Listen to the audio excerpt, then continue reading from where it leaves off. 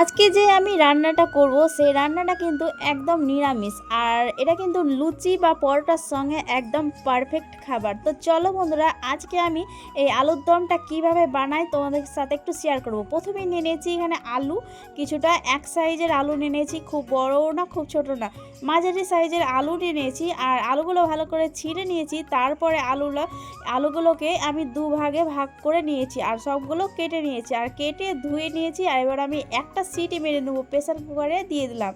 আর ওইদিকে যতক্ষণ সিদ্ধ হচ্ছে আলুটা, ততক্ষণে আমি এদিকে মশলাগুলো রেডি করে নিই। আর এখানে আদাটা লাগবে, তার জন্য আদাটাকে ভালো করে কেটে নিচ্ছি।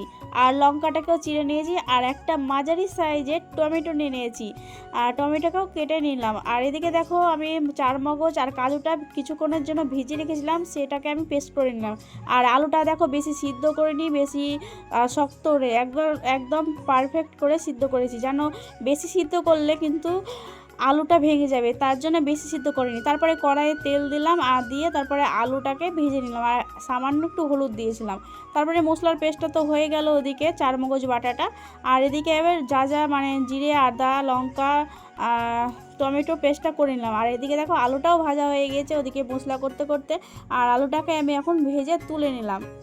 আর আলুটা ভাজার টাইমে হালকা হলুদ দিয়েছিলাম যেন কালারটা দেখতে ভালো হয়। তারপরে আমি কড়াই আবারও তেল দিলাম, তারপরে একটু কালো জিরে আর কাঁচা লঙ্কা আর দারচিনি, লবঙ্গ তেলে ফোড়ন হিসাবে দিলাম। তারপরে পেস্ট করা মশলাটা দিয়ে দিলাম। তারপরে পরিমাণ মতো হলুদ, পরিমাণ মতো লবণ আর পরিমাণ মতো কাশ্মীরি লঙ্কা গুঁড়োটা দিয়ে দিলাম। তারপরে এই মশলাটাকে ভালো করে কষিয়ে নিতে হবে।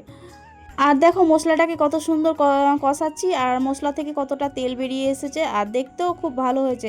তারপরে এখানে মশলাটা ভালো করে কষানো হয়ে গেছে, আর কষানো হওয়ার পরেই কিন্তু আমি এখানে ভেজে রাখা আলুটাও দিয়ে দিলাম। আলুটাকে দিয়ে হালকা করে আর একটু কষিয়ে নেব। তারপরে আমি এতে দিয়ে দেবো চারমগজ বাটা আর কাজু বাদাম বাটা, সেটা আমি একটু হালকা করে নেড়ে চেড়ে জল দিয়ে দেবো, বেশি নাড়বো না, আগে থেকে মশলাটা কষানো ছিল। তো এবার আমি জলটা দিয়ে দেবো পরিমাণ মতো, আর তোমরা যতটা জল লাগবে ততটা পরিমাণে জল দিয়ে দেবে। আর আমার পরিমাণ মতো আমি জল দিয়ে দিলাম। আর আলুটা তো অর্ধেক সিদ্ধ হয়েই গেছিলো, তাই বেশিক্ষণ লাগবে না। আর এখানে দেখো আমার আলুটাও সিদ্ধ হয়ে গেছে। তারপরে লাস্টে বেলা একটু গরম মশলা দিয়ে দিলাম। আর আমার এখানে আলুর দমটা রেডি হয়ে গেছে। তো এটা রুটির সঙ্গে খেতে পারো, পরোটার সঙ্গে খেতে পারো, লুচির সঙ্গে খেতে পারো, একদম নিরামিষ খাবার। তো তোমরাও একবার ট্রাই করতে পারো। আর কে কোথা থেকে আমার ভিডিও দেখছো অবশ্যই কমেন্ট করে জানাও। তো কেমন লাগলো অবশ্যই কমেন্ট করে জানাও। তো আজকের মতো সবাইকে টাটা, আবারও দেখা হচ্ছে নেক্সট ভিডিওতে। তো সবাইকে টাটা।